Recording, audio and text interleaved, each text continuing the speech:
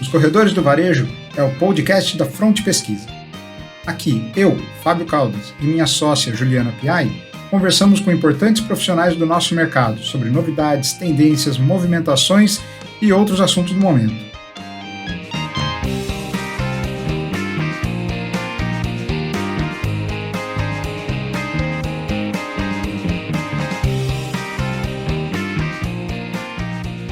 Bom dia, boa tarde, boa noite, seja lá quando você estiver nos ouvindo. Estamos aqui com mais um episódio nos Corredores do Varejo e hoje a gente convidou uma pessoa que é icônica no mercado de shopping. Ele, além de ser um dos grandes empreendedores desse mercado, é também o conselheiro da Abrace, atua nesse mercado no dia a dia.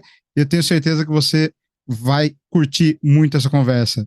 Eduardo Gribel, obrigado pela sua participação. Prazer estar com vocês. Eu acho que a gente não pode começar por outro lugar, Eduardo, senão pedindo para você contar um pouquinho da sua história no mercado de shopping. Que eu sei que é longa, mas eu acho que tem bastante coisa, dá para você dar uma pincelada para a gente. Eu comecei me graduei em engenharia na Universidade de Brasília em 77 e acabou que naquela época mexia com política estudantil, tive que sair do Brasil por causa de movimento estudantil na época do governo militar e fui morar na França. Fiquei 8 anos fora do Brasil, voltei para o Brasil em 84. Esse período tive a oportunidade de ter uma experiência grande no meu foco de trabalho. Eu sou engenheiro civil, então eu trabalhei numa empresa francesa de engenharia civil. Aproveitei para fazer um doutorado naquela época e trabalhei em vários países que a França tinha negócio, que a construtora francesa tinha. Morei no Irã, morei no Iraque, morei na Argélia e acabou que a minha saída do Brasil de uma forma que não era programada foi até interessante para mim, porque adquiri uma experiência muito grande. Voltei para o Brasil, trabalhei na Mendes Júnior Internacional, aproveitando minha experiência internacional em 84, e fiquei na Mendes Júnior de 85 até 88, quando saí, fundei a Tenco. A Tenco, então, como incorporadora e construtora, focada no mercado imobiliário até então. Imobiliário, tanto edifícios residenciais como edifícios comerciais e lojas, e eu trabalhava tanto incorporando como construindo, prestando serviço para terceiros. E assim fui com a Tenco durante vários anos, até que a Tenco já estava, eu fundei a Tenco em 88, já no ano 2000, exatamente. Em 2000, fiz a opção de não construir, não incorporar mais. Fiz uma redução grande no efetivo, porque, como construtora, acabou que tinha muitos empreendimentos e construtora normalmente tem um efetivo muito grande. Na época, eu tinha mais de 2.500 funcionários. Mas eu tinha inaugurado em 95 um shopping aqui em Belo Horizonte, que foi o Ponteio La Shopping, e que me despertou para o segmento de shopping center. Então, de 95 a 2000, meio que foi um período de transição entre aquela empresa que eu tinha, que era só construtora e incorporadora, para uma empresa focada no segmento de shopping center. Aí, de 95 a 2000, tive outra experiência num shoppingzinho de bairro, aqui um pouco menor. Em 2000, tive a oportunidade de inaugurar o Pia 21 em Brasília. E aí foi quando fizemos a opção de deixar de construir, focar só no mercado de shopping e só como empreendedor, porque vem aquela velha história da empresa que empreende, que tem sócios na mesa e que também constrói. Esse é um conflito que eu não recomendo a ninguém, quer dizer, eu acho que quem é construtor e quem é empreendedor de shopping é empreendedor de shopping. E essa opção nós fizemos no ano de 2000, reduzimos muito a empresa, saímos com todo o efetivo que não precisava, ficamos só com uma inteligência, porque o nosso plano era desenvolver shoppings, era crescer no segmento, mas sem construir. E aí foi quando começamos, logo na sequência fiz o Pátio Savassi aqui em Belo Horizonte, e logo depois do Pátio Savassi me despertou o mercado em cidades médias, porque os shoppings estavam muito concentrados nas cidades grandes, nas capitais. e a minha ideia era ir para cidades polo, regionais. Foi quando fui desenvolver um empreendimento em Sorocaba e um empreendimento em Macaé. Você até comentou na apresentação sobre o rótulo. Macaé foi o único empreendimento que eu tive um debate com o rótulo um pouco maior, porque eu vi o mercado de Macaé como promissor e o rótulo entendia que as pesquisas não indicavam o shopping daquele tamanho que eu queria fazer lá. Anos depois, o rótulo me cumprimentou. Eu acho que foi uma das poucas vezes que eu enganei na vida, Eduardo. Mas, enfim. Outro dia eu estava conversando com ele, quando eu comentei com ele que a gente ia gravar, aí ele me contou essa história. Exatamente como você falou. Ele falou, lá é um dos poucos pontos que eu errei, e depois fui estudar o porquê que a gente tinha errado, porque aquilo deixou incomodado de uma certa forma que ele não falou, não, é impossível, não se conformava. E que depois ele foi estudar para entender o que tinha acontecido ali, mas ele falou exatamente isso, ele falou, ali o Gribel teve o olho que a pesquisa não conseguia pegar, era um problema ainda de idade de dados, os dados do IBGE ali eram muito ruins, então a pesquisa não conseguiu pegar, não, e ele falou... E os dados do IBGE não levantavam lá uma população que eu via que era muito forte para o shopping, que era todo mundo que trabalhava para a Petrobras, mas essa turma estava toda cadastrada em qualquer base de dados lá na cidade de origem do cara. E ele não estava cadastrado em Macaé. Então, ele era um cara com potencial, com grana, que morava em hotel, que morava uma semana, mas eram todos com contratos de 6 meses, de 1 ano. Então, efetivamente, moravam em Macaé. Mas não estava ninguém, ou era uma casa alugada por pouco tempo. A pesquisa nunca buscou, nunca encontrou esse cara. E, na verdade, era uma população diferente que a minha percepção mostrava que realmente tinha o potencial, principalmente para esse povo, que não tinha nada o que fazer nem onde ir. Então, foi muito embasado nisso. Agora, graças a Deus, deu certo, né? Porque eu nunca desobedeci o rótulo. Então, essa foi a vez que eu dei uma desviadazinha, mas eu sempre falei com ele, mas eu continuo obedecendo o rótulo.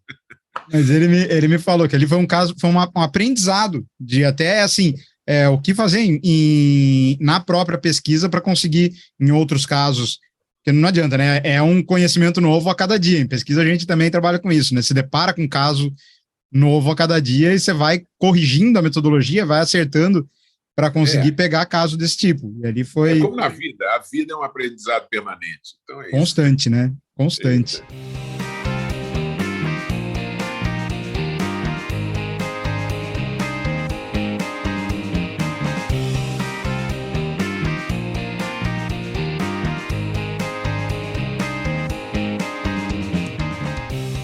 Tive a oportunidade de, em 2007, vender parte das ações da Tenco para a CBL, que era a terceira empresa em shopping centers nos Estados Unidos. A CBL virou nossa sócia em 2007, mas aí depois, com a crise do subprime, nós recompramos nossas ações e continuamos tocando a Tenco aqui no Brasil, até que em 2010, depois de já termos desenvolvido aí uma sequência de uns 8 ou 9 empreendimentos, fomos procurados pelo Pátria para fazer uma empresa, desenvolver uma empresa, crescer a empresa junto com o Pátria nos anos seguintes. Em 2011, fizemos uma sociedade com fundo, que durou finalmente até agora, em fevereiro desse ano. Mas fundo, na verdade, acaba que os interesses do fundo e do desenvolvedor, do proprietário de empresa, eu diria que os interesses são convergentes durante um tempo. Venceu esse tempo, se o fundo não atingiu os objetivos imaginados por ele, ou se tem algum fator externo de mercado que mude um pouco a visão, o plano do fundo, aí os seus interesses não continuam convergentes e nos levou ao início deste ano a recomprar todas as ações e voltamos a ser donos 100% da Tempo. Nesse período, então, antes do Pátria e durante a sociedade com Pátria e tudo, nós tivemos a oportunidade, então, de crescer no interior do Brasil e chegamos a 14 shoppings nossos e mais 2 shoppings administrados. chegamos a ficar com esses 16 empreendimentos no nosso portfólio, e empreendimentos, então, como eu disse, em segundas cidades, em cidades polo.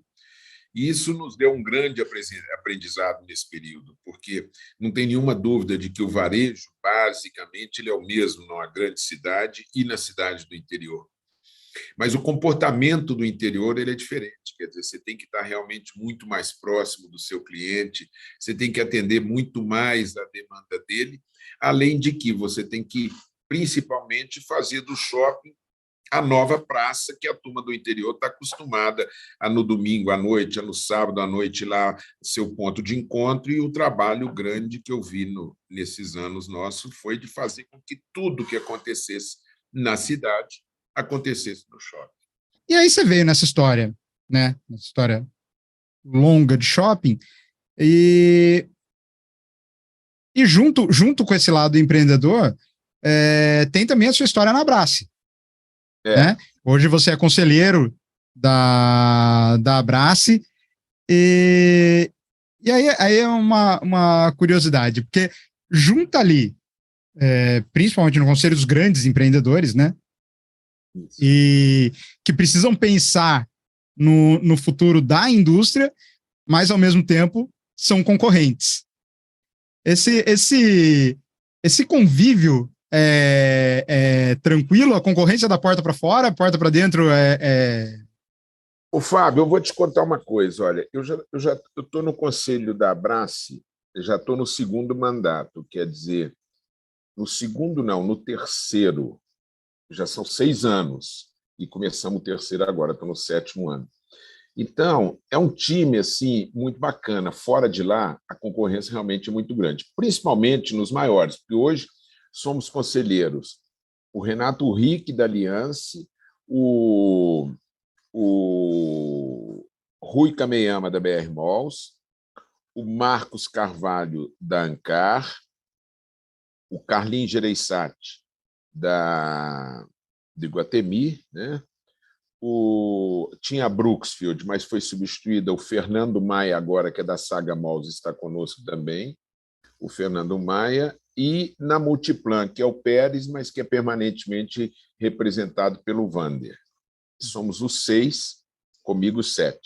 Então, são 7 conselheiros. E, principalmente considerando os 5 grandes, aí, os 4 maiores, a concorrência cá fora ela é muito grande. Agora, quando eu diria assim, que é meio que nem um prédio de apartamento. Quer dizer, os vizinhos vivem brigando uns com os outros, mas na hora que o cara do lado joga da janela dele uma sujeira no seu prédio, junta todo mundo do prédio para brigar com o prédio vizinho. Então, lá na Abrace eu vejo muito isso, que a briga do mercado ela é grande, tudo. Agora, quando é para defender a indústria, porque não só o Conselho da Abrace tem um trabalho estratégico importante, agora, o maior trabalho nosso é a defesa da indústria. E quando junta para defender a indústria, realmente existe um foco e uma determinação conjunta em buscar soluções para os problemas, uma união muito grande. Isso eu acho até muito bacana. Às vezes tem decisões assim capitaneadas pelo Glauco, que é o nosso presidente. O Glauco, de repente, ele liga para todos os conselheiros: olha, gente, nós precisamos estar em Brasília, 4 de vocês precisam estar em Brasília daqui 3, 4 dias, numa reunião tal, tal, tal.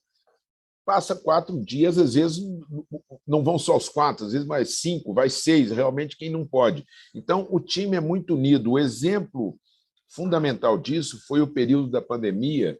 No período da pandemia, durante assim, o período mais crítico, nós nos reuníamos todos os dias às 5h30 da tarde, de 5h30 às 7, todos os dias. Tivemos uma consultoria muito grande de profissionais qualificados, do Hospital Sírio-Libanês, que se juntou a nós com representação médica, com todos os protocolos que nós criamos e foram adotados pela grande maioria das empresas de shopping center, por todos do conselho. Então, é um grupo assim muito bacana, muito unido quando é para realmente defender a indústria, quando estão todos do mesmo lado. E eu nunca aconteceu na Abrace de eu ter percebido qualquer divergência interna. As ideias são muito bem acolhidas, quer dizer, a menor empresa de shopping lá do ponto de vista de shopping. Hoje até a Saga Malls é menor do que a Tenco, mas sempre, durante muito tempo a menor empresa era a nossa, mas sempre fui ouvido nos debates como qualquer um dos outros. E para mim sempre foi muito gratificante isso e foi muito bom, porque é um aprendizado muito grande. Meu primeiro ano está convivendo mensalmente, as reuniões são mensais. Periodicamente, nós temos aí 2, 3 encontros no ano, que é mais do que mensal, e 2020, que foi aquele intenso de encontrar diariamente. As reuniões até o primeiro semestre desse ano estavam quinzenais e voltaram agora para reuniões mensais, agora no segundo semestre. Então, é um aprendizado muito grande, porque poder estar junto. E este período crítico, o Pérez apareceu em mais da metade das reuniões, não era o Wander representando, o Pérez estava presente. Então, está presente com o Gereissati, com o Pérez, com o Marcos Carvalho, com o Renato Rick, foi um aprendizado muito grande para mim. Então, foi um convívio bacana, num grupo que realmente é que nem os dois prédios. Enquanto vizinhos, todo mundo briga. Na hora que é para brigar com o prédio do lado, junta a turma toda e vamos junto defender a indústria. E tivemos trabalhos importantes, já teve lei para passar na Câmara em Brasília, que enquanto estava na Comissão de Defesa do Consumidor, comissão essa que tinha uma atuação muito forte de deputados na época, querendo defender a não cobrança de estacionamento, ou querendo defender o encerramento do 13º aluguel, e várias coisas que, historicamente, os shoppings já conquistaram, eles queriam derrubar isso através de lei. E muitas vezes, num trabalho intenso do nosso time todo, nós conseguimos segurar isso para nem subir para a votação e o projeto de lei parar a nível das comissões. Então, é um trabalho que muitas vezes não aparece tanto, mas muitos dos pontos fundamentais e vitais para a indústria de shopping center são o Conselho da Brás consegue decidir e atuar junto para que não venha a ser. Esse problema de estacionamento mesmo cresceu demais e, uma época, nós tivemos que fazer um trabalho muito grande, porque isso, inclusive, é inconstitucional. Assim como, vou te dar a ideia, de vez em quando começa a sair uma lei lá no interior do Rio Grande do Sul que o shopping tem que ter uma sala de amamentação. Quer dizer, vamos dizer que se fosse só uma sala de amamentação, tudo bem, mas só tem que um dia uma sala de amamentação.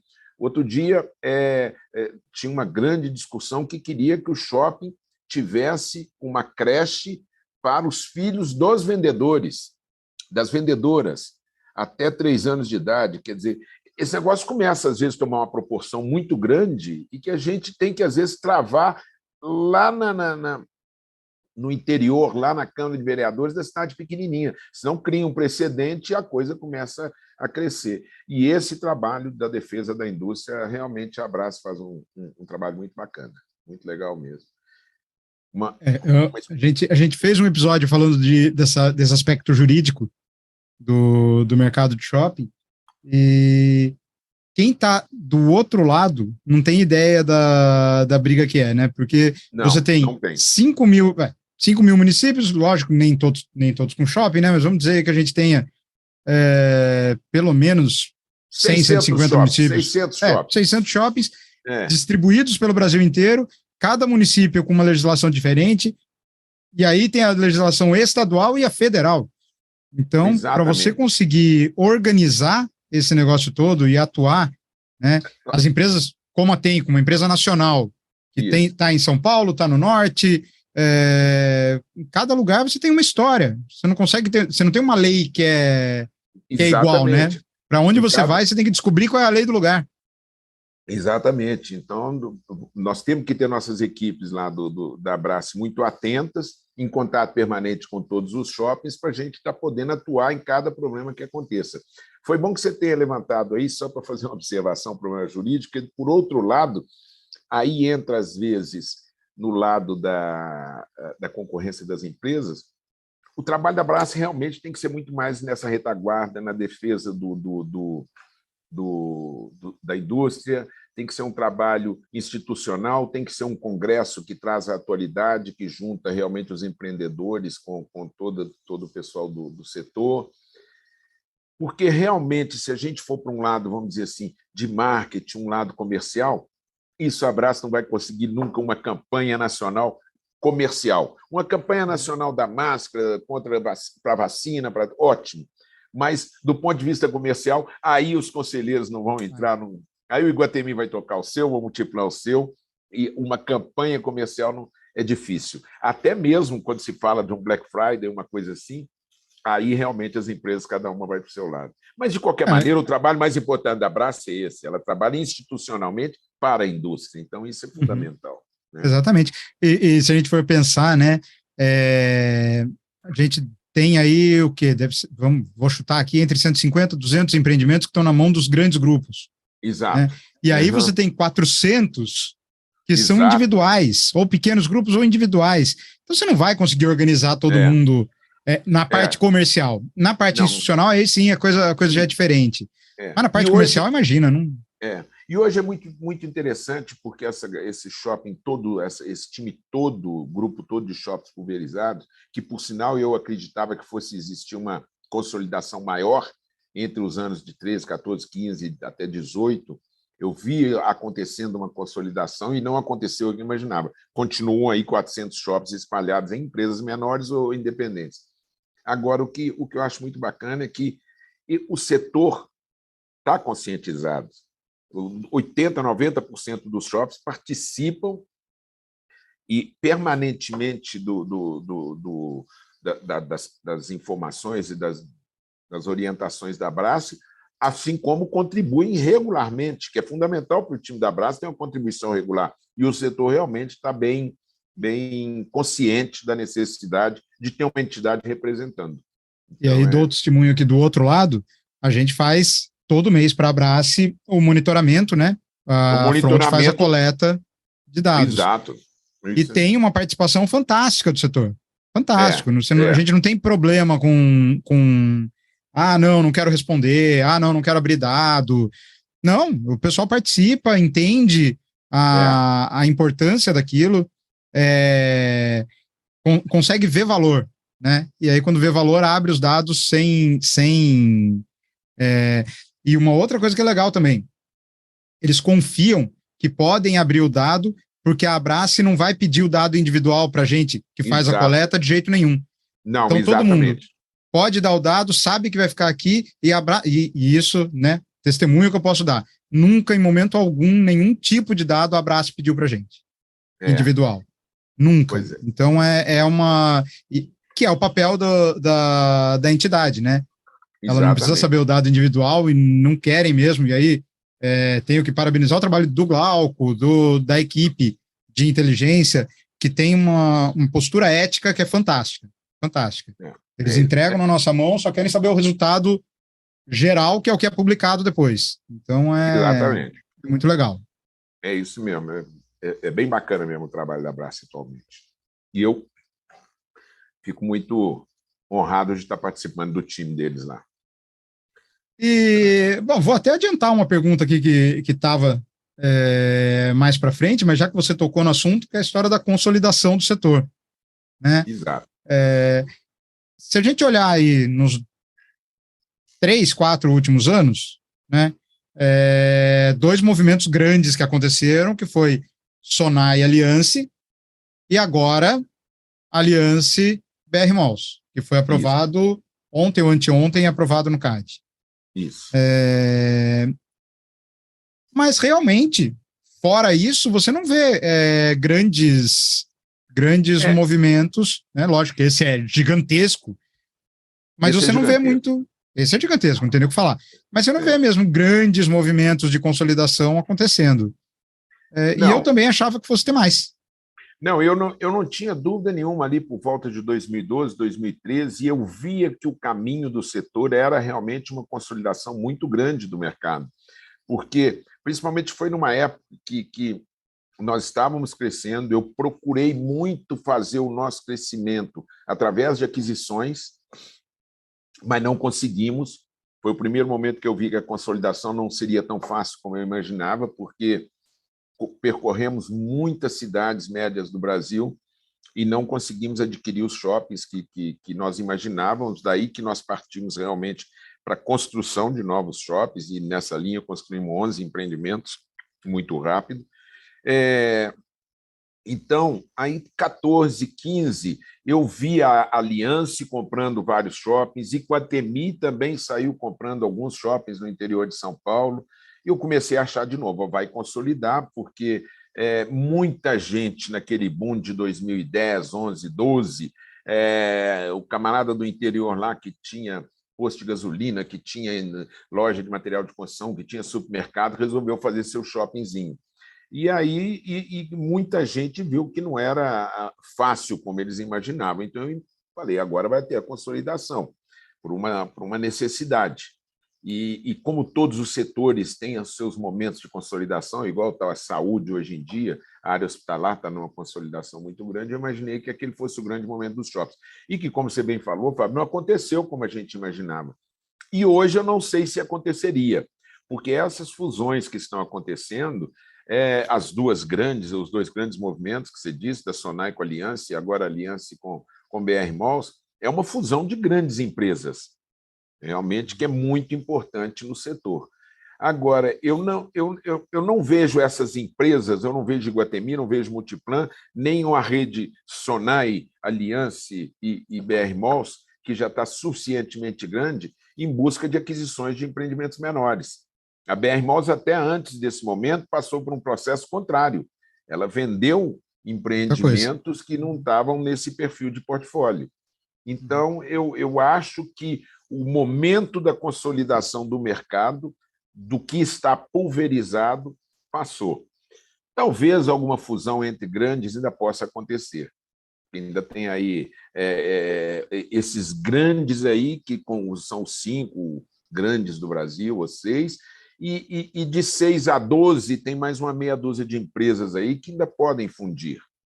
Agora, depois disso, eu acho que o mercado brasileiro vai continuar bem pulverizado. Eu acho que a tendência é realmente o varejo continuar forte e essa turma toda que está no interior, quando muito, aí 2 ou 3 shops se juntarem, mas uma consolidação não vejo mais, não. Ou o que era para ter acontecido lá em 2013, que você falou e não aconteceu, que são as grandes tentarem comprar shoppings bons de interior, mas que passem por dificuldade, porque com a quantidade de crise consecutiva, teve gente aí que tá sangrando, mas que tem um equipamento bom na mão. Né? Mas não acho que em algum momento isso vai ser expressivo. Eu não acho que isso em algum momento pegue 50% dos 400 shoppings e vá consolidar na mão de uns 10 grandes. Eu acho muito difícil. Eu acho que movimentos pontuais, igual você está falando, igual você está comentando, em grandes shoppings, eu acho que em grandes shoppings do interior, eu acho que ainda pode acontecer, mas são muito poucos, porque das duas, uma, ou tem muita gente no interior que está numa situação, como você comentou, e que ninguém grande vai querer comprar, ou tem os bons do interior que os proprietários já estão satisfeitos com o negócio e vão continuar tocando. Então, eu dou um exemplo disso, quer dizer, por exemplo, eu pego um shopping, que eu tive até com o proprietário dele, lá em Itabuna, no interior da Bahia. O Neto, eu tive muito perto, em 2015, de comprar o shopping do Neto, e sempre vi como um shopping muito bom. E o Neto acabou que pensou em juntar com alguma outra empresa, o shopping dele era muito bom e tudo. Passou aquele momento, aí o Neto ampliou o shopping, está feliz com o shopping dele, está começando a fazer um Ilhéus agora, e ele não vai mais juntar com ninguém. Então, e isso é mais ou menos o que eu acho que está acontecendo com vários empreendimentos do interior. Então, e tem aquilo, né? Principalmente as grandes, é outro jogo você fazer um shopping interior. Você viveu muito isso, né? Uma coisa é você ir para uma cidade de 300, 400, 500 mil habitantes no interior. Outra coisa é você ir para uma cidade de 100, 200. Né? Aí sofre. A cidade de 100, 150, poucas. Eu tenho um shopping excepcional numa cidade, quando eu fiz era 140, talvez hoje tenha 160 mil, que é Varginha. Agora, para uma cidade desse tamanho, ele é um ponto completamente fora da curva, porque ele é um shopping muito bom numa cidade de 150, 180 mil habitantes. Então, realmente não é fácil. É o que eu acho que é mais um ponto dificultador para essa consolidação. Até porque eu acho que a tendência agora, ao invés de ser consolidação, vai ser uma diversificação do uso dos shoppings. Eu acho que cada vez mais o shopping vai crescer gastronomia, vai crescer entretenimento, vai crescer o ponto de encontro, vai crescer, principalmente no interior, o que a gente sempre comentou na Tenco, que tem que fazer os shoppings serem o local onde tudo que acontece na cidade tem que ser ali. A corrida da cidade tem que nascer lá e chegar lá, o passeio ciclístico tem que sair de lá, o show tem que ser no estacionamento. Então, o shopping ele não é só aquele shopping, aquele local de destino, ele tem que ser um local de destino, mas com geração de atratividade permanente. Então, eu acho que a tendência... E os shoppings novos que eventualmente nasçam, eu vejo mais como realmente town centers.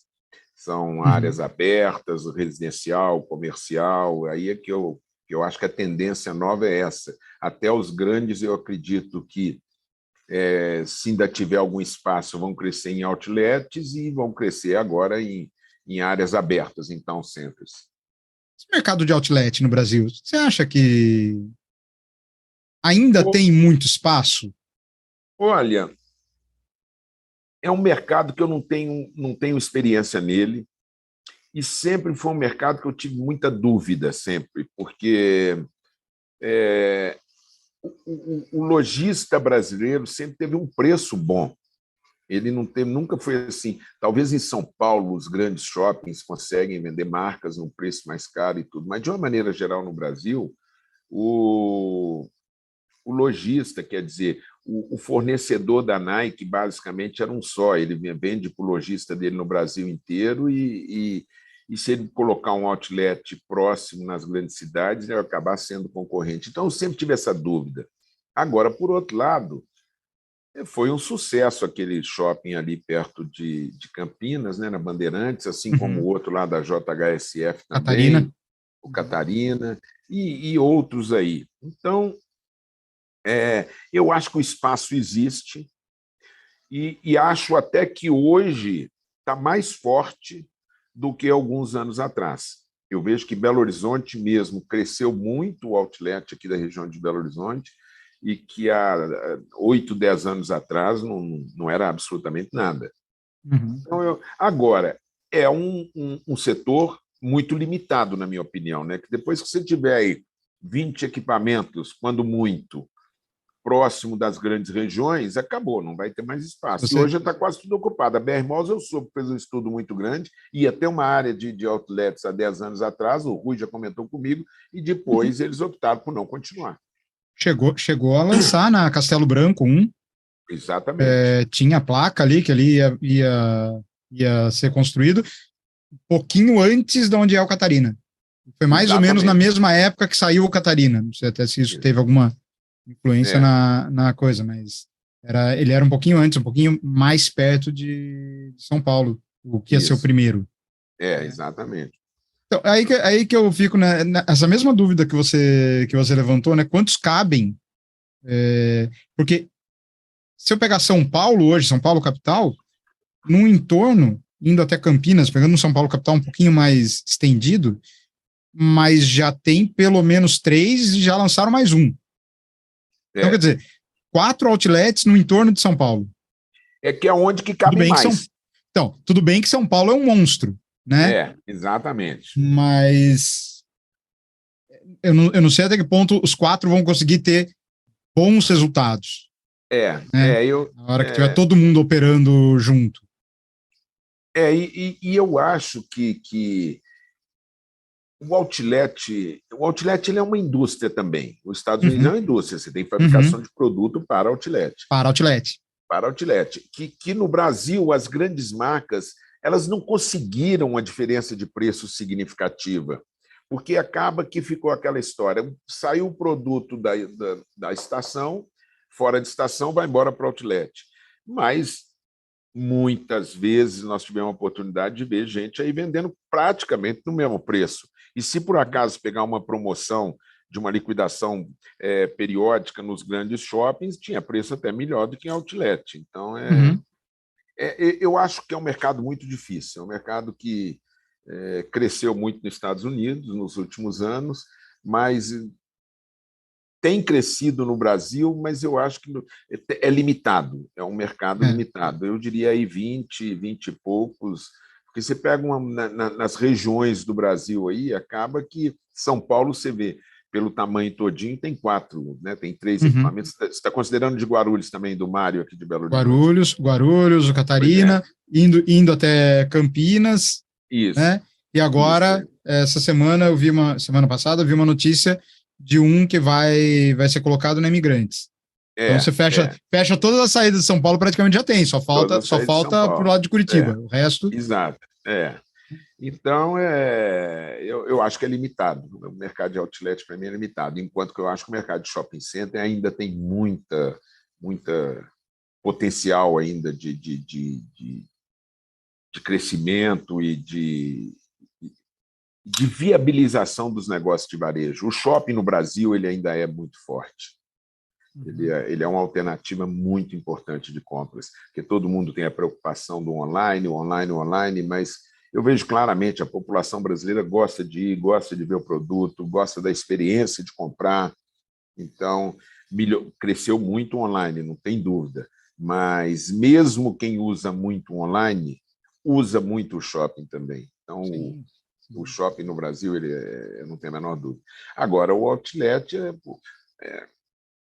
no fundo, eu acho que o sucesso está atrelado a preço. Se o outlet realmente conseguisse ter uma diferença significativa nos preços, Uhum. seria importante. Eu não tenho conhecimento, nunca estudei, nunca entrei nesse mercado. E voltando até a falar de Abrace, nunca foi um tema na Abrace, no nosso Uhum. conselho, o debate sobre outlet. Então, eu nunca me aprofundei. Mas a minha visão, assim, pouco distante da pouca experiência que eu tenho, é que realmente o limitador é por causa de ocupação no Brasil, próximo das grandes áreas, e por causa de preço também, porque é muito difícil. Você pega os grandes fabricantes brasileiros, quer dizer, os caras já estão com a demanda quase toda no shopping, já tem o preço normal. Eles não têm muito Sim, motivo do porquê estar no outlet com algum produto fora de estação. sim, Mas sim. isso é uma visão muito pessoal minha. Não, é o. E também, não à toa, né? Você vai ter aí empresas se especializando nisso, como a General, por exemplo, Exato. entrando de cabeça no mercado de outlet. Então, Aham, porque percebeu que ali é uma coisa, é um jogo diferente do shopping, você tem que jogar de uma forma exato. diferente, né? E tem que ser especializado. Não Ele adianta. tem que ser especializado e ele tem que ter força de compra. Quer dizer, ali ele tem que É, ter realmente força de compra, porque ele vai ter que ter as lojas deles no segmento de varejo barato em todos os empreendimentos. Então, uhum, uhum, sendo como foco, eu acho que é um trabalho muito bacana da General. Eu acho que vale. sim, É, foi muito sim. bom.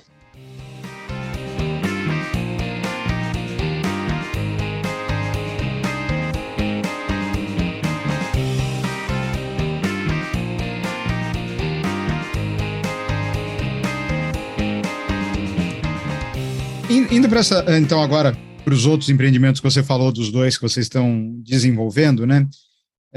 Deixa um pouco o mercado de shopping varejo, mas o varejo está embutido neles, né? Exatamente. Conta um pouquinho sobre eles para a gente entrar É, nessa. o Fábio, aí nesse período aí de pandemia e tudo, eu fiquei avaliando muito, procurando entender muito a tendência do mercado, presenciando e vivendo o problema dos ambientes fechados, por mais que fossem seguros, mas criou-se um estigma de que lá tinha um ar-condicionado, lá tinha uma máscara e não sei o quê. Blá, blá. Eu tive a oportunidade de desenvolver no papel um empreendimento que agora estamos implantando exatamente no final do ano de 2020 e todo o ano de 2021. e começamos realmente projeto e tudo em implantação agora em 2022, que é um empreendimento aqui em Belo Horizonte que chama Himalaia Town Center. O Himalaia é um empreendimento de 230 mil metros quadrados de construção e é o Town Center que eu diria quase que completo, porque sempre vai faltar alguma coisa. Mas lá nós temos 5 torres residenciais, 4 torres residenciais, 2 torres comerciais, uma torre de um hospital AAA de ponta bacana, com um hospital geral, com todas as especialidades da medicina. Um teatro de ponta, muito bacana o teatro mesmo. Salas de cinema, restaurantes, são vários restaurantes e estamos trabalhando com um restaurante bacana. Esse shopping está localizado numa região muito nobre aqui de Belo Horizonte, na verdade, o município de Nova Lima, aqui do lado, mas bem próximo de Belo Horizonte. E 150, 180 lojas, que o trabalho que nós estamos fazendo é de colocar lojas de um nível alto também, AAA, se possível. Então, e tudo isso no entorno de uma praça de 21 mil metros quadrados. Então, nós temos uma praça muito grande, completamente aberta. Essa praça que faz a conexão de todas essas áreas da área residencial, com a área comercial, com a área de gastronomia, de entretenimento, tudo isso passa por uma praça central com muita arborização, com muito verde e 100% aberta, quer dizer.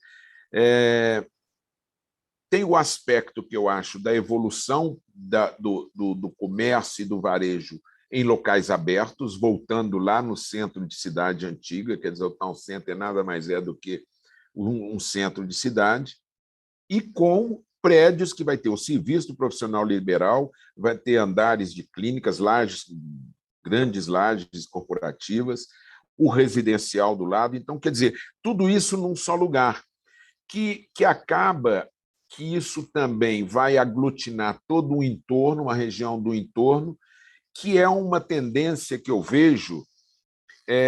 Tem até um trabalho da ONU aí de uns anos atrás sobre o crescimento das cidades, é a busca para que as cidades grandes tenham centralidades que atendam a população que esteja no máximo a 15 minutos daquele local.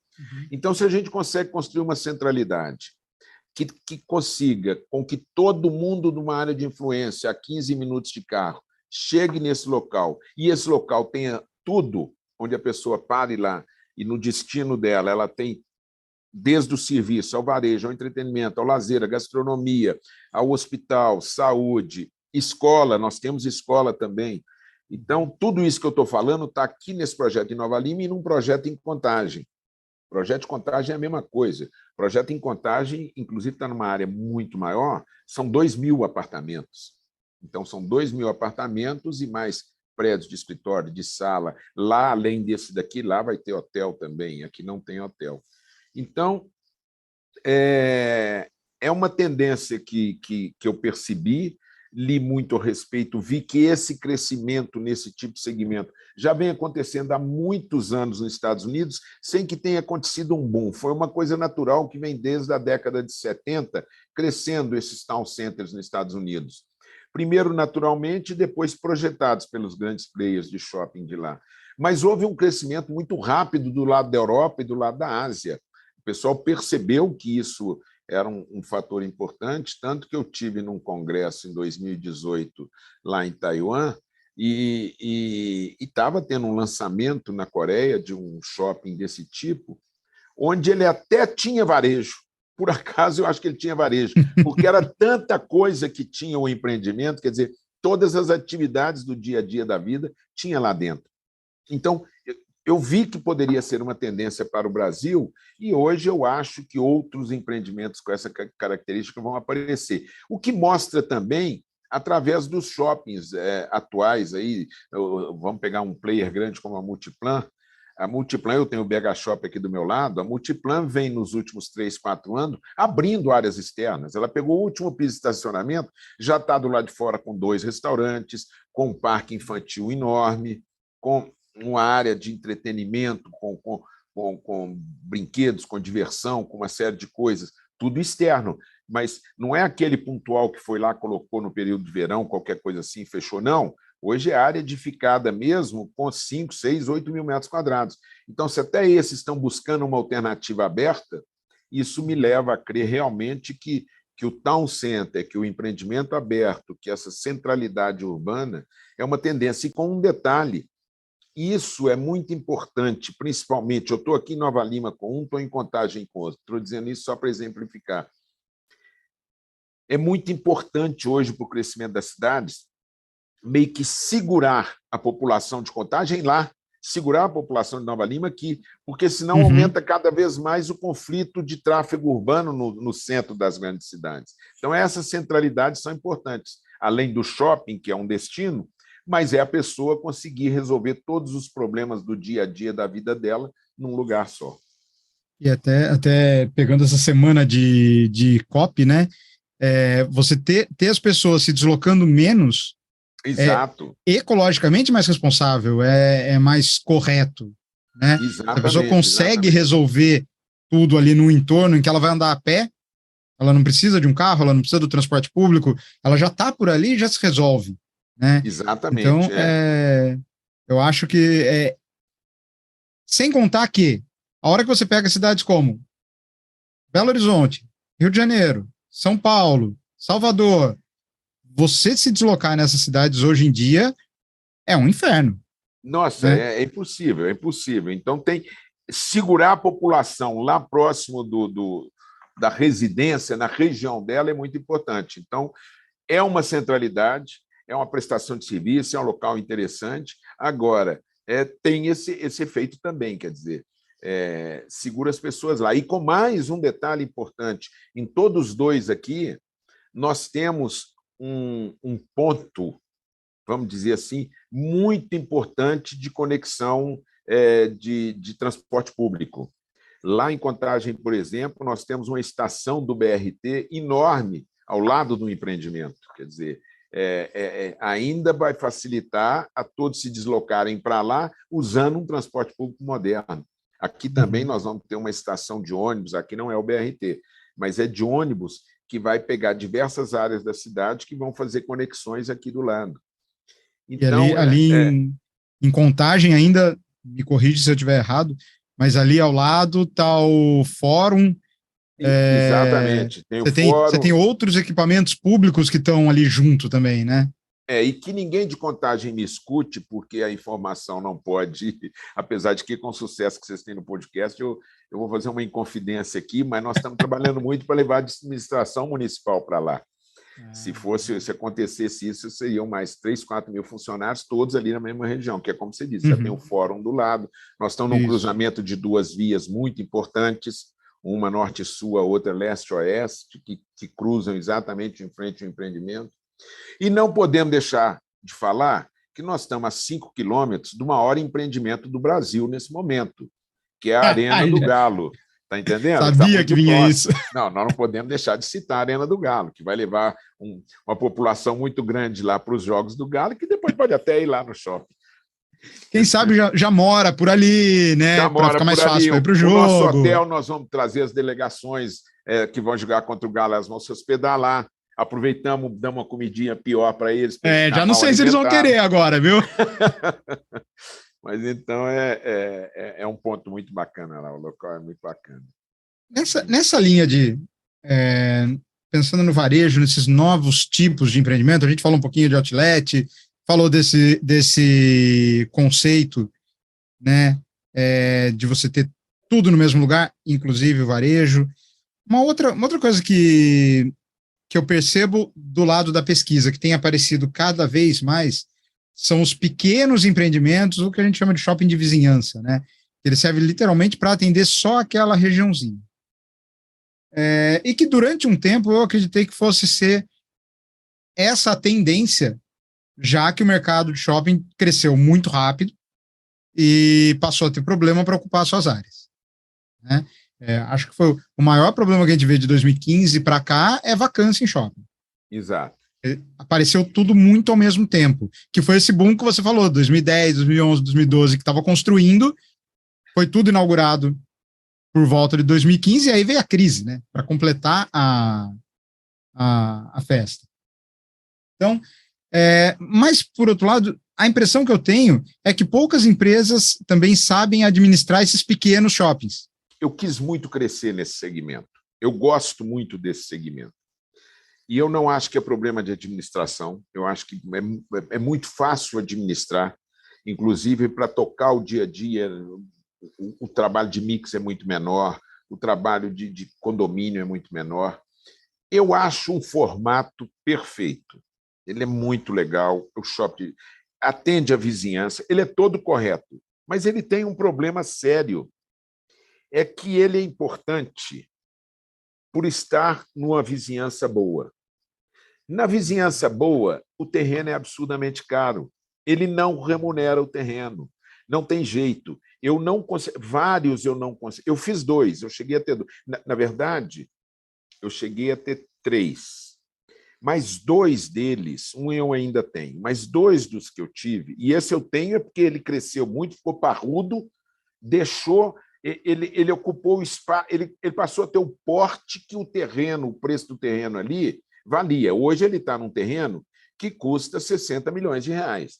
Um terreno de 60 milhões de reais não comporta um shopping de vizinhança com 15, 20 lojas, que vai dar um aluguel ali, quando muito, de 2, 3 mil por mês, 80, 100 mil reais por mês, que seja, 1 milhão e 200 por ano. Não remunera, não remunera os 60 milhões do terreno, sem condição.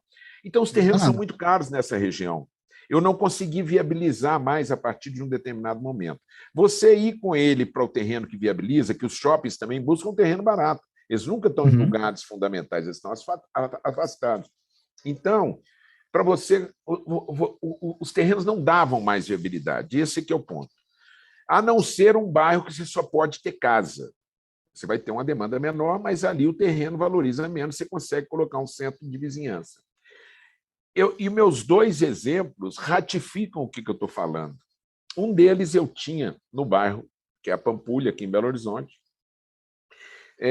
com uma demanda enorme, enorme. Lá nós tínhamos, não chegava a ter 20 lojas, talvez 17 ou 18 lojas, 2 maiores um pouco, que estavam sempre alugadas. Mas o que aconteceu? Chegou um dia, o ponto era tão bom que chegou um dia 3 concessionárias de automóvel e botou na mesa um valor que não tinha jeito de não vender o terreno, vender o shopping. Indenizamos todos os lojistas, que eram 17 ou 18, pagamos uma indenização que todos saíram satisfeitos, e hoje tem 3 concessionárias enormes lá na Avenida Antônio Carlos, muito bem posicionadas, as 3, uma da Volkswagen, uma da Toyota, outra da Jeep, que estão lá, e é um pontaço para eles. E o shopping de vizinhança naquele local acabou. A mesma coisa é um bairro aqui em Belo Horizonte extremamente residencial, que chama Gutierrez. Eu fiz esse shopping lá em 99, inaugurei esse shopping em junho de 2000. Ele inaugurou com vacância zero e com lista de espera. Tinha 22 lojas, me lembro até hoje. Nunca ficou com uma loja vazia mais de um mês. Até determinado momento, a gente pegava uns cantinhos lá para todo lado, inventava a loja, e ele estava sempre 100% locado. Agora, um bairro bacana, residencial muito forte, e nós com um terreno ali de 4 mil metros quadrados na boca do gol. Veio um construtor em Belo Horizonte que fez uma proposta normal para o mercado de edificação, de incorporação imobiliária, onde num prédio onde ele deve ter construído 40 apartamentos. Agora, para concorrer com as 22 lojas que estavam lá, foi a mesma coisa da concessionária lá na Avenida Antônio Carlos. Comprou o terreno, indenizamos as lojas, gastamos 2 anos para encerrar o empreendimento, que muita gente queria ficar mais. A praça de alimentação era um encontro do bairro para as famílias, que era muito interessante. Não é o cara do boteco, não tem garrafa de cerveja, não. Era copo de chopp, e as famílias do bairro iam para lá, se encontravam ali. Então, ele era todo certo. Ele era todo aquela imagem que eu faço de um shopping correto de vizinhança de bairro.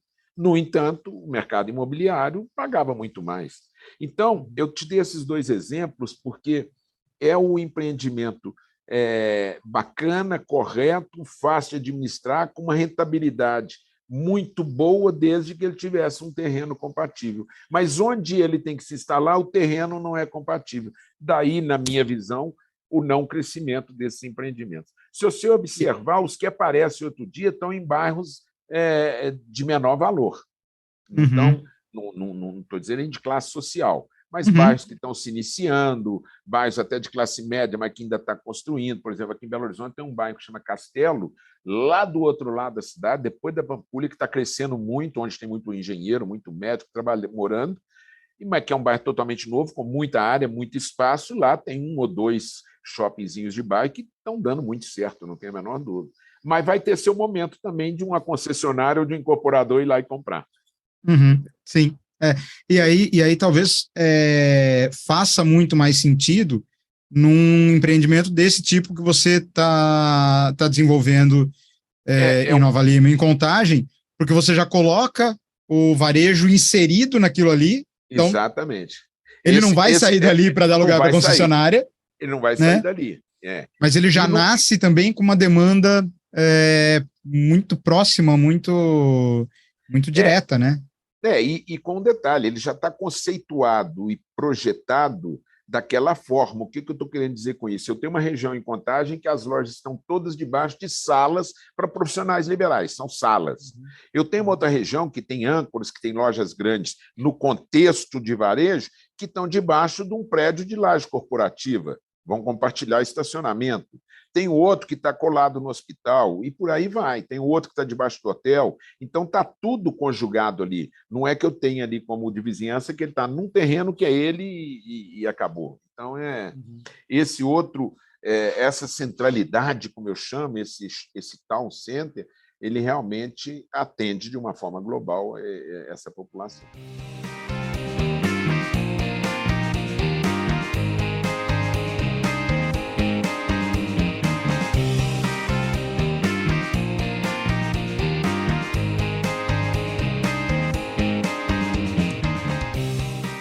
Eduardo, a gente raspou num assunto que eu queria voltar um pouquinho, que seriam esses shoppings de cidade do interior, né? E você tem uma larga experiência. O que a gente viu muito nos shoppings que nasceram nesse boom de 2010, 2015, já também por causa desse problema de valor de terreno e até pela falta de grandes terrenos, os shoppings irem para locais mais afastados, estrada, um grande número de casos, o shopping vai para a estrada para conseguir viabilizar. Né? Na sua experiência, para você ir para o interior, mas para esse interior mesmo de 150, 200 mil habitantes, as cidades menores mesmo no interior, qual que é a mágica para dar certo? A mágica para dar certo. Olha, eu gosto muito do professor Falcone e aprendi uma coisa com o professor Falcone que eu já apliquei aqui hoje mais de uma vez e vou aplicar de novo. É você dar o seu ponto de vista, a sua visão e dar exemplos. Então, eu acabei de te falar do que aconteceu no shopping de bairro, do que acontece na Brás, enfim, com alguns exemplos. O professor Falcone, nas palestras e nas entrevistas dele, ele sempre busca uma história que já aconteceu com ele.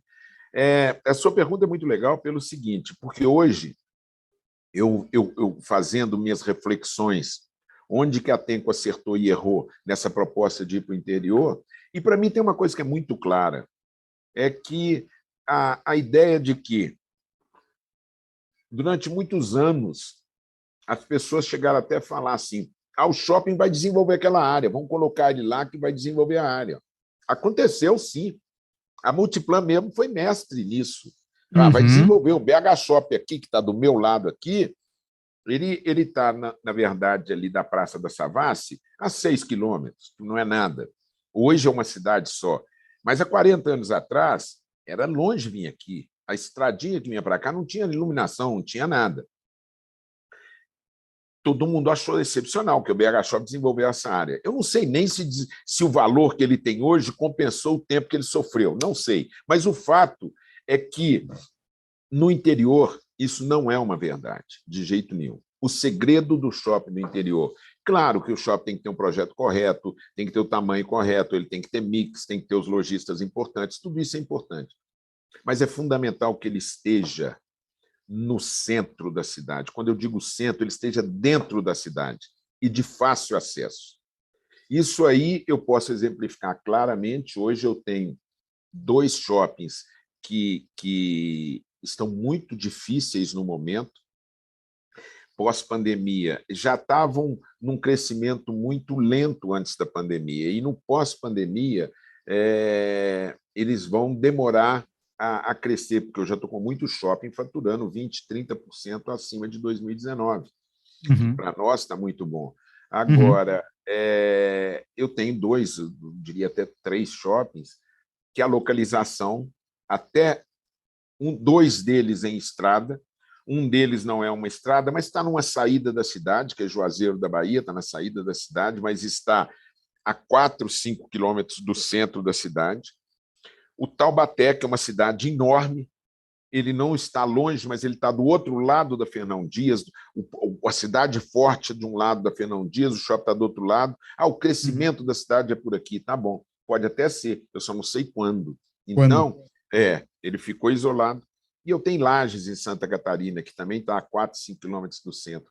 Então, esses 3 empreendimentos mostram claramente que é difícil a população do interior se deslocar 4, 5 quilômetros para ir até um shopping. É muito difícil. Enquanto que eu pego meu shopping de Juazeiro do Norte, eu pego meu shopping aqui de Varginha. Varginha está inserido na cidade. Está inserido na cidade. Então, o shopping no interior ele tem que estar inserido na cidade. Hoje eu percebo que dos 14 shoppings eu cometi 3 ou 4 erros de localização por estar fora da cidade. Mas todos estão fora da cidade e, em tese, com fácil acesso. Até o da Fernão Dias eu fiz um acesso, até o de Taubaté eu fiz um acesso por debaixo da rodovia. Não é difícil, mas é estigmatizado, é do outro lado. Lages está lá na estrada, lá longe. Então, o comerciante do centro continuou achando que a população ia lá, não foi para o shopping. Juazeiro, eu estou a 4,5 km, não é longe, e ainda está ali numa área relativamente urbana. A população não se desloca. Então, no interior, realmente, o shopping ele tem que estar inserido. A palavra é essa que você usou. Eu estava procurando a palavra para substituir centro, que não precisa ser no centro, mas a palavra é essa. Ele tem que estar inserido na cidade. Ele tem que ser fácil para que a população se desloque. Porque, falando em tempo, né? Às vezes você fala, 10, 15 minutos. 10, 15 minutos numa cidade interior é do outro lado da cidade. É do outro lado da cidade. Então, pronto. Não estamos mais falando de tempo, estamos falando que é do outro lado da cidade. Então, quem vem do interior sabe que é isso. Eu vou te falar, vou te dar um outro exemplo. O Ricardo, do Ricardo Eletro, Ricardo Nunes, ele é da cidade de Divinópolis. Uma vez eu resolvi fazer um shopping lá em Divinópolis. E eu consegui um cara que estava com o shopping andando e tal, não sei o quê, lá na saída da cidade. Chamei o Ricardo para entrar comigo. O Ricardo falou, olha, eu só entro se o shopping for aqui nessa região. Eu falei, Ricardo, não tem shopping. O cara vai lá. Pô. O cara daqui hoje quiser ir em shopping tem que ir em Belo Horizonte, é 1 hora de viagem. Ele falou, não, mas o cara que está aqui quer ir em shopping, se tiver shopping aqui, ele só vai aqui, ele não vai lá. Se você trouxer aqui para essa região, eu entro com você. Aí acabou que eu não fui, ele também não fez shopping nem nada, e um cara fez esse shopping que está lá em Divinópolis, que é um problema seríssimo, não funciona o shopping até hoje. Isso tem 10 anos. Então, o resumo é que tem que estar inserido na cidade. E se eu fosse fazer mais um shopping no interior hoje em dia, eu iria para o interior da cidade. Eu iria para estar inserido na cidade. Sim, sim. Você falou, a gente viu, sem contar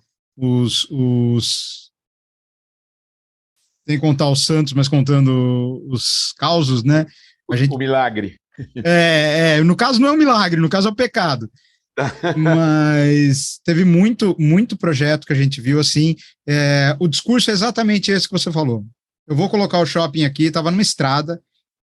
Então, quais que eram os argumentos? A estrada tem um movimento enorme e todo mundo vai parar aqui. B, a cidade vai chegar. Então, agora, todo mundo vai construir aqui em volta, e não sei o que lá, não sei o que lá, não sei o que lá. E C, a prefeitura vai construir uma avenida, vai construir não sei o que lá, e que vai facilitar para todo mundo chegar aqui. Ainda tem um quarto, ainda tem o D, ainda tem o D, que foi o pior de todos, que muita gente caiu nessa. Eu vou fazer um loteamento aqui, ainda vou vender lote ancorado no shopping, e aí o loteamento dançou no loteamento e no shopping, infelizmente.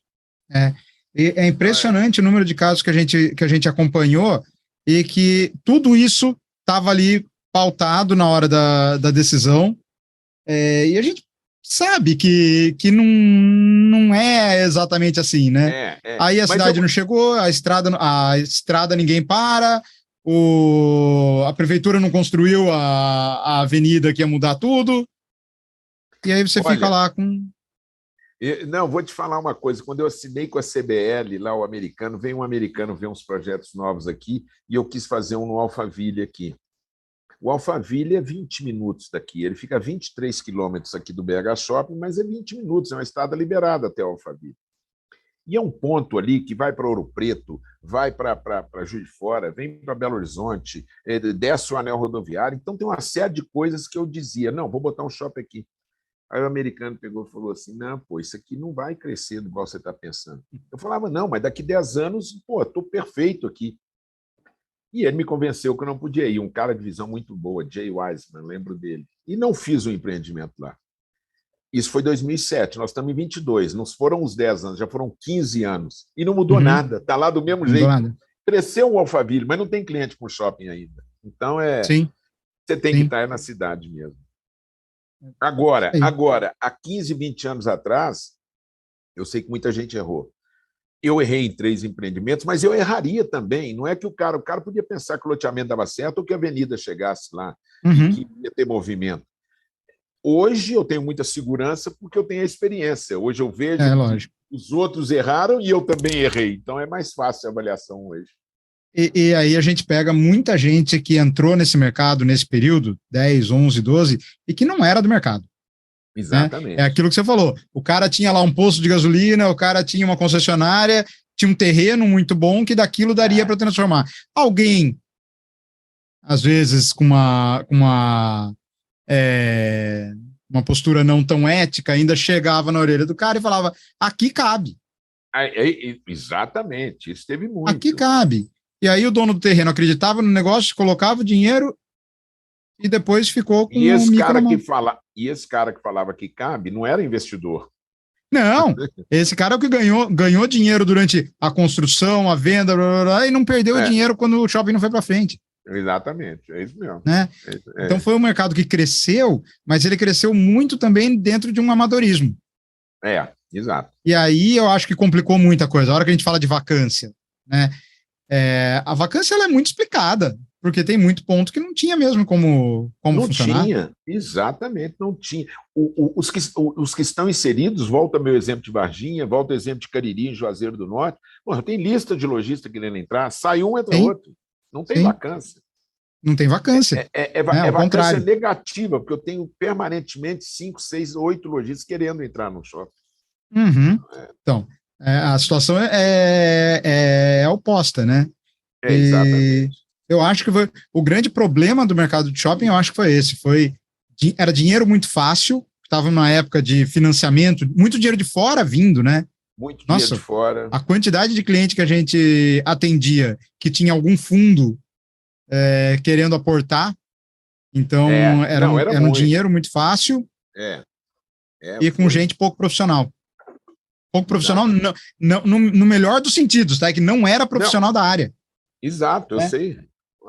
Era dono de terreno e achou que aquilo ali fosse deixar é uma pena. E você acha você acha que a gente vai chegar no que aconteceu nos Estados Unidos há alguns anos atrás, que foi aquela onda de fechamento de shopping, ou a gente vai conseguir sobreviver? Esses vão se arrastar um pouquinho mais, mas ainda vão... Não, eu acho que não chega no que os Estados Unidos aconteceu lá. Visitei vários shops que fecharam, vários dead malls, ghost malls, mas eu acho que isso não acontece no Brasil de jeito nenhum. Acho que esses shoppings que não tiveram sucesso no primeiro momento eles estão lentamente se posicionando e crescendo muito lentamente, esse é o problema, não remunerou mais o dinheiro, não vai ter uma taxa de retorno para quem investiu, de jeito nenhum, não vai ter. Quem ainda pegou financiamento ficou numa situação pior ainda, porque o não amortizou e o juro daquela época acabou crescendo, então, enfim. Mas eu acho que no Brasil não vai chegar no ponto de ter shoppings com tendência de fechar, porque a quantidade, vamos dizer assim, a ABL por habitante, ela não chegou num patamar de ter uma super oferta que chega ao ponto de fechar. Não. Eu acho que até os meus aí, Lages, o Juazeiro, o próprio de Taubaté, que são 3 shoppings nossos que mais sofreram, a médio prazo, para um patrimonialista, para uma empresa patrimonialista, se a gente quiser a médio e longo prazo esperar, ele vai ser um bom empreendimento ainda, eles não vão fechar. Os Estados Unidos aconteceu porque foram 2 fatores. Primeiro, a localização de muita gente, os Estados Unidos espalhou muito, mas foi uma overimplantação de shoppings. Eles têm grandes regiões lá que tem shopping demais, então a ABL por metro quadrado lá estava extremamente ofertada. Então, alguns iam ter que sofrer mais mesmo e acabar fechando. Outros estão sofrendo uma modificação. Outros eles estão passando por reformas e estão deixando de ser o American Box, estão deixando de ser aquele shopping convencional e estão se adequando, muitas vezes, até a projetos aí de town centers. Então, não fecharam. Então, por isso que eu acho que no Brasil não vai chegar a ter o que aconteceu nos Estados Unidos. Vai ter uma adequação em alguns empreendimentos, eu vi empreendimento, por exemplo, onde tinha uma overimplantação, alguns não fecharam, mas acabaram virando uma faculdade ou se adequando muito rapidamente, virando hospital. Ou então não abriram, demoraram. Goiânia teve uma overimplantação e acabou que um ficou fechado muito tempo e agora inaugurou. Mas a médio prazo, a médio e longo prazo, eu acho que todos vão atingir um patamar que não vai remunerar nenhum investidor desses empreendimentos, mas para a população eles serão uma boa alternativa ainda. Entendeu? Eduardo, acho que foi um prazer bater esse papo aqui. Se deixassem, eu ia, porque pergunta tem até não querer mais. Não vou abusar da sua boa vontade, mas foi uma conversa, uma delícia. Não, ótimo, Fábio. Eu que te agradeço a oportunidade. A gente conversar, a gente fazer o que gosta é ótimo. Conversar do assunto que a gente gosta é ótimo.